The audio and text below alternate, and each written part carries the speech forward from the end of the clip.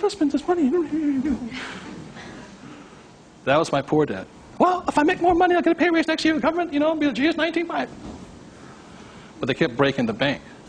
Now, it has nothing to do with the dollar amount. It has to do with the habit, the way of thinking, that this is more important to me than eating. It's more important than my kids' clothes. More important than everything else is this. This is first. So start with $1. Everybody can do that. All it is 0 to go to 10. Now, at this point, people say, well, that's not that tough. Try $10 a day. Then you see some heartbeats. At that point, you're now at the boundary of what's possible for you. It's only a 0 added on to it. And you want to spend it. Now, if this becomes easy at $10, then just up it to, and you'll find your heart rate going up. So when people say, well, this is a simple exercise, I'm beyond it, then try going to, it is not the dollar amount. I mean, it's not the things, it's the habit. And you know you're a stud.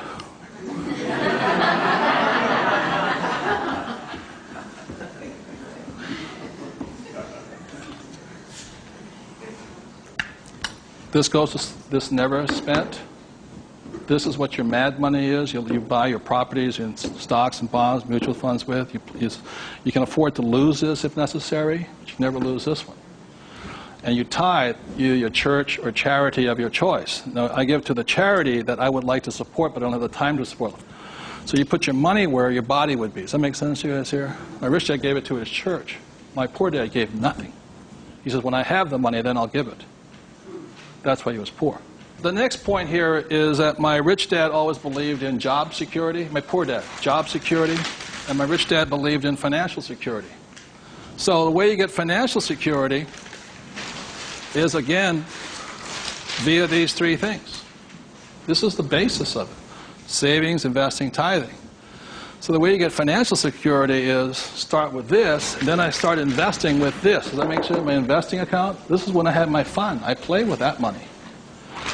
So the deal here is this, whether you're buying a business, real estate, or paper, the ratio is this. You can ask my wife the question. For every, somebody says, well, you know, I don't have any money. How do I get some money? I said, start with that, the 3 piggy banks. Or how do you find a nothing down deal? The reason they want a nothing down deal is because they got nothing to put down, right? And that's the most risky thing you should do. You can only take a nothing down deal when you have a lot of money to put down, because it's too risky. I can take a nothing down deal because I got the money to cover it in case it goes bad on me.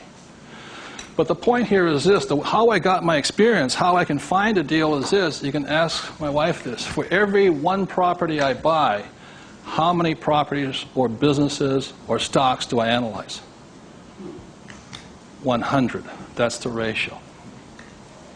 Before I buy one piece of property, I will analyze a minimum of 100 properties.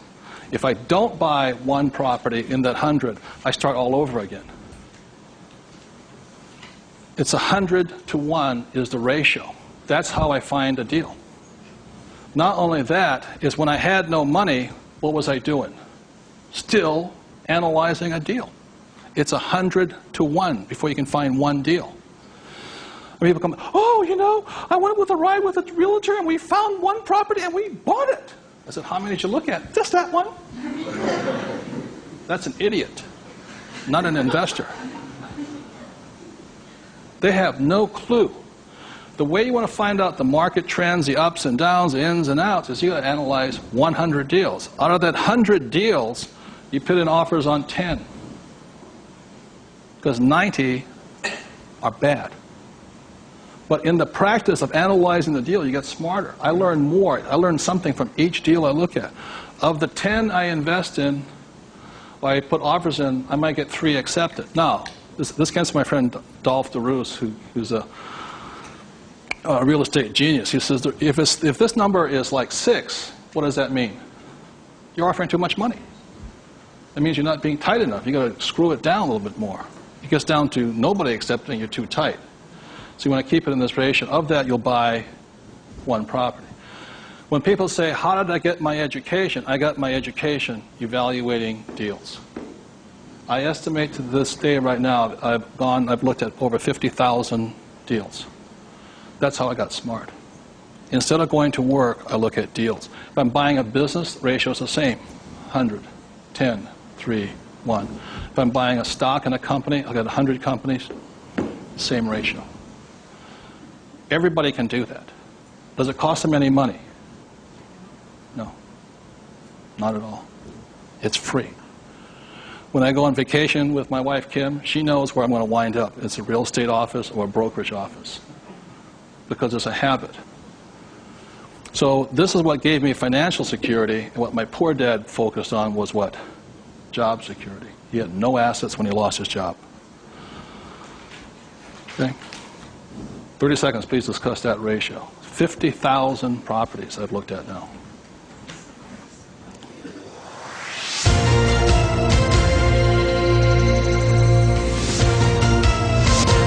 I'm going to do one last thing that, in my experience, keeps most people poor or struggling financially. So remember the 3 piggy banks? That gives you the money.